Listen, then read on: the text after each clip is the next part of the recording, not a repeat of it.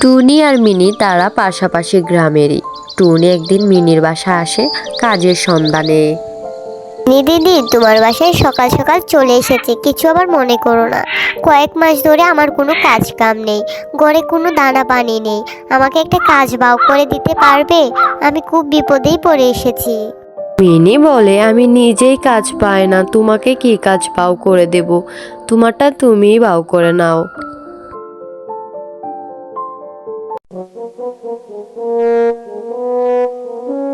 দেখতে দেখতে আরো এক সপ্তাহ কেটে গেল।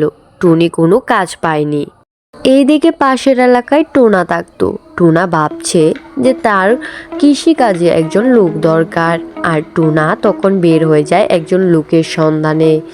অনেক খোঁজাখুঁজির পর সন্ধান মিলে টুনির।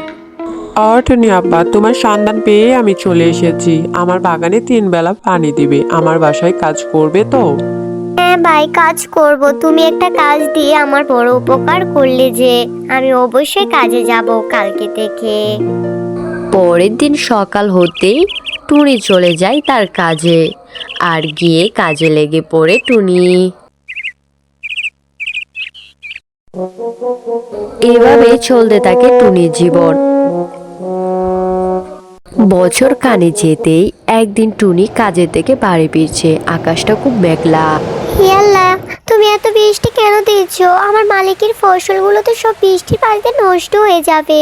এইদিকে টুনি খুবই উদাস হয়ে পড়ে। তার ফসল কি হবে? কোনোভাবেই যেন বৃষ্টি কমছে না, আর ঝড় বাতাস নেমে আসছে। সেদিনের রাতটা যেন টুনার জীবনে কালবৈশাখ নেমে আসে।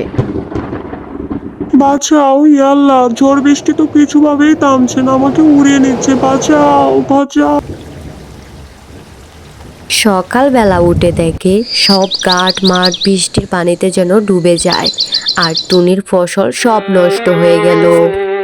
টুনা যেন ভেঙে পড়ে। টুনা কৃষি করে চলতো। টুনার জীবনে নেমে এসেছে কালবৈশাখ। হে আল্লাহ, সবকিছু দেখা যায় ডুবে গেছে। আমার মালিকের ফসলও হয়তো নষ্ট হয়ে গেছে। চিৎকার করতে করতে টুনি যায় টুনার বাসায়। রে ভাই, তুই আবার কে? কোথা থেকে আসলি? আর বলো না, আমি এখন কোথায় যাব? কাল রাতে ঝড়ে আমাকে যে ভাসিয়ে নিয়ে এসেছে। আহারে বেচারি, কান্না করো না, চলো আমার সাথে এক জায়গায় যাই, তারপর দেখা যাবে কৃষি কি হয়। নষ্ট হয়ে যাওয়ায় টুনি যেন সবকিছুই হারিয়ে ফেলেছে। টুনা ভাই, কেঁদো না, তোমাকে যে সান্ত্বনা দেওয়ার মতো ভাষা আমার কাছে নেই। আল্লাহ যা করে ভালোর জন্যই করে। পরের দিন সকালে তারা আবার কাজে যায়। গিয়ে তারা ফসল করে। এভাবে কেটে যায় মাস কয়েক। তারপর একদিন সকালে গিয়ে দেখে তাদের ফসল ভালোই হয়েছে। টিয়াকেও তাদের সাথে রেখে দেয়। তারা 3জন মিলে ভালোই ফসল ফলিয়েছে। টিয়া শাক সবজি নিয়ে বাজারে বিক্রি করতে যায়। এভাবে তাদের জীবন সুন্দর চলতে থাকে। বিপদ দেখে ভয় পাবেন না, আল্লাহ যা করে মঙ্গলের জন্যই করে।